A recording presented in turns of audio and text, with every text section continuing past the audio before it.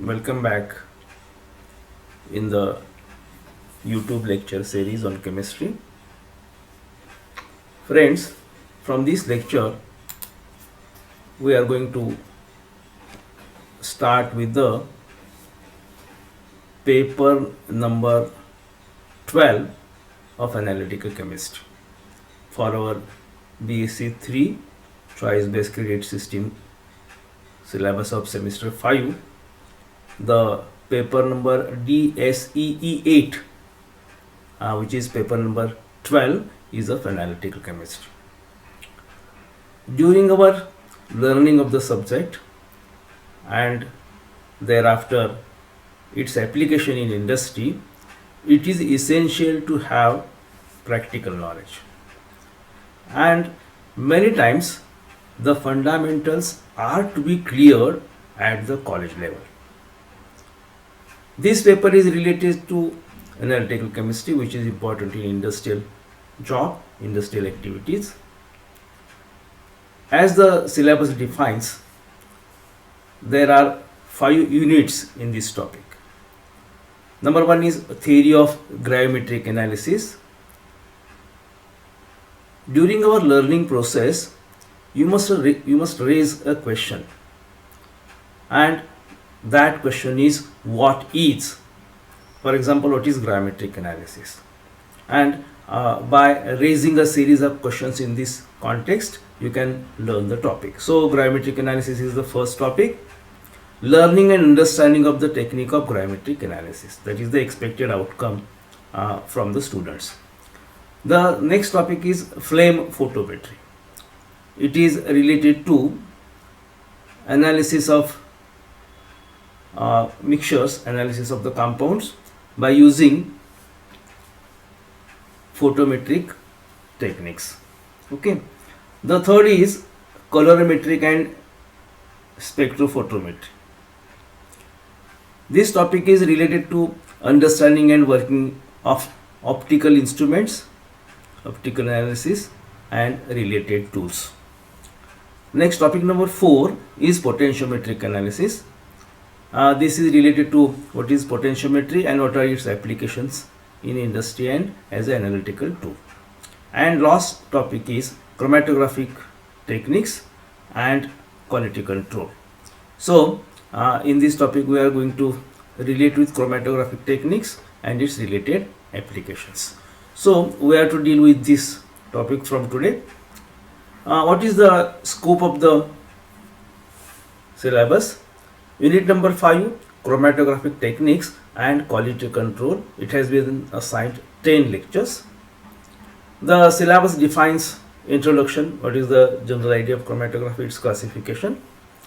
Then we are going to see the details of chromatography of column type, column chromatography, its introduction, types, principle of adsorption column chromatography, the solvent system used, what is the stationary phase, what is the methodology of column packing and its applications of sample, development of the column, detection methods, recovery of the components and applications. So this unit number 5, in which 5.2 is related to column chromatography. Then 5.3 is ion exchange chromatography. In this reference we are going to see introduction, principle of ion exchange chromatography, subtypes, properties of ion exchangers, methodology, column packing, applications of the sample, elution, detection, that is analysis and applications. And the last unit is concepts in quality control. So general introduction of the quality control, then quality assurance, ISO series and good laboratory practices. So being the first lecture in this series on chromatography, I will have some introduction in this lecture. Chromatography is the word derived from chroma means color and graphy means to write. That is, writing with the help of colors is chromatography. Okay. So a similar word like photography. writing with the help of light is photography. In the same fashion, writing with the help of colors is chromatography. Chromatography is the most widely used separation technique in chemical laboratories, where it is used in analysis, isolation, and purification. It is commonly used in chemical process industry as a component of the small and large scale production. So in short, it is an important analytical tool. Whenever you are supposed to or expected to write an answer related to chromatography, you must have these fundamentals very clear to you. So it is a technique where the identification is was carried out of course earlier, because in due course it has been modified. So it was writing with the help of colors. Its general applications are in the chemical laboratories for analysis number 1, isolation number 2, purification number 3. It is used in small scale as well as large scale production process. What is the general idea? It is a physical method. Chromatography is essentially a physical method of separation in which the components of the mixtures are separated by their distribution in two phases. We have seen that there are several techniques in analytical chemistry. So in this particular case, the method is physical. The components are not treated chemically. These are separated on the basis of different physical properties. So the physical properties are in general explained in the form of distribution, partition, adsorption, etc. So the mixture is separated by their distribution in two phases. So essentially chromatography must have two phases. Two phases are there. So one of these phases is in the form of porous bed. Listen carefully. There are two phases in chromatography. One of the phases is porous bed, number 1, or bulk liquid, or a layer or film of liquid which is generally immobile. It is called as stationary phase. So one phase is called as stationary phase, other phase is called as mobile phase, while the other phase is fluid, which is called as mobile phase, that percolates through or over the stationary phase. Means chromatography is a technique in which it was separation based upon colors in earlier stage, but later on it has been modified. In general, principally the mixtures of the components are distributed or partitioned or adsorbed in two phases. One of the phases is mobile phase, other is called as stationary phase.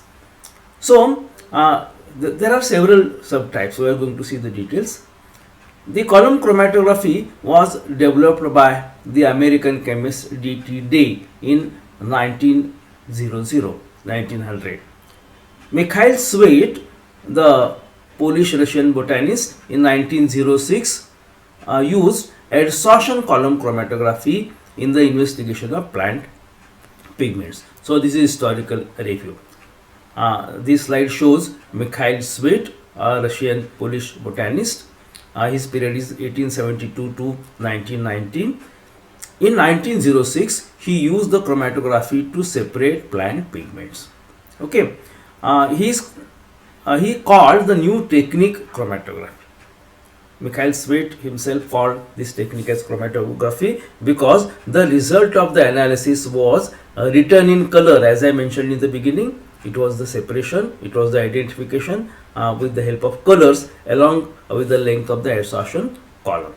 So these two slides show historical development phase wise which led to the development of chromatographic techniques. Okay, what is the importance? The chromatography has several things to do in industrial chemistry. Chromatography has application in every branch of physical and biological science. It is inevitable. Another interesting thing, 12 Nobel Prizes were awarded between 1937 to 1972 alone for work in which chromatography played a vital role. So chromatography related activities, chromatography related work, chromatography related research was recognized, and in this period, that is 1937 to 1972, 12 Nobel Prizes were awarded for the related field. What is the general advantage, you see? It is the method where the separation is precise. Analysis and verification is possible using chromatography. It requires very low sample volumes. So that is the beauty of the technique, that with the help of very small volume you can work with. Next advantage is it works on a wide range of samples. Variety of samples can be analyzed, including drugs, dyes, food, pesticides, plastics, plasticides, air, water samples, tissue extract, etc. So several biological samples can be analyzed. Then mixtures of compounds, mixtures having different components are separated by chromatography and can be collected individually.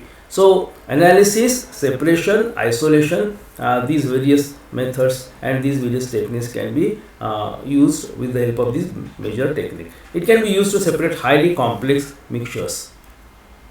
So this slide shows you general outline of the chromatographic techniques. The chromatography is broadly divided into two techniques. One is called as adsorption, other is called as partition. Adsorption is the surface phenomenon. In adsorption, there is a competition between solid and liquid or gas. Listen carefully once again. Adsorption is the surface phenomenon in which there is a competition between solid and liquid or gas. When there is a competition between solid and liquid, the technique is called as column chromatography when carried out in columns. It becomes thin layer chromatography when the process is carried out on thin layers of adsorbing material. So first classification, general outline giving classification, is adsorption chromatography. Adsorption chromatography is further subdivided into column chromatography and thin layer chromatography. In column chromatography, the phenomenon is of competition between the solid and liquid, and when it is in the form of thin layer, it is called as thin layer chromatography. When there is a competition between solid and gas, the mobile phase is gas in this case, so it is called as gas solid chromatography, GSC. The second major technique in which there is a principle of partition coefficient, it is the competition between two liquid and liquid or gas. Okay, there is again subdivision. When the competition is between liquid and liquid, it can be column, it can be paper chromatography, or it can be thin layer chromatography. At the same time, when there is competition between liquid and gas, it becomes gas liquid chromatography, that is GLC. So with gas there are two techniques: gas solid chromatography, gas liquid chromatography. With liquid and liquid, you can have column chromatography, paper chromatography, thin layer chromatography. Okay, so this slide gives you broad outline. So when you are expected to answer what is chromatography, chromatography is the technique in which the components of the mixture are separated on the basis of their relative adsorption or relative distribution in two phases, and by considering the nature of stationary phase and mobile phase, the classification is carried out. So just we will have a few lines related to these different techniques once again. Column chromatography, it is a technique employed for the separation of components of a mixture by continuous distribution of components between two phases. One phase moves over the other phase. Moving phase is called as mobile phase, the other is called as stationary phase. It is a continuous process. When chromatography is carried out in column, it is called as column chromatography. Otherwise, it is called as gravity chromatography. Okay. So this figure shows you a general idea related to column chromatography. The next is called as paper chromatography, in which the separation is carried out by using paper as the supporting medium. So in your earlier classes you have carried out such experiment in which you use this paper for the separation of components. In this case, paper acts as a supporting medium, and the components get partitioned between two phases. The mobile phase is organic phase, and aqueous phase is stationary phase, which is present in the paper itself, in the cellular part of the cellulose itself, that of the paper. So the technique in which the adsorption material is supported in the form of thin layer on chromatoplates is called as thin layer chromatography. So column chromatography, paper chromatography, thin layer chromatography. This is the example where thin layer chromatography is used to separate the colorful components of a plant extract. So this gives you a broad outline. The last technique is gas chromatography, in which one of the phases is gas. So we have seen that there is gas solid chromatography, gas liquid chromatography. By considering the stationary phase and mobile phase, once again this table gives you broad outline related to classification of chromatographic techniques. So being the first lecture, just we will have this outline, that is what is chromatography. I will repeat again, chromatography is the technique, analytic technique, in which the components of the mixture are separated on the basis of their relative distribution, relative adsorption into phases. One of the phases is mobile phase, other is stationary phase. Based upon the nature of mobile and stationary phase, there are different methods of chromatographic technique. So from next lecture we are going to study the details of column chromatography. Okay, so till then go through these slides and have a broad outline of the topic. Thank you.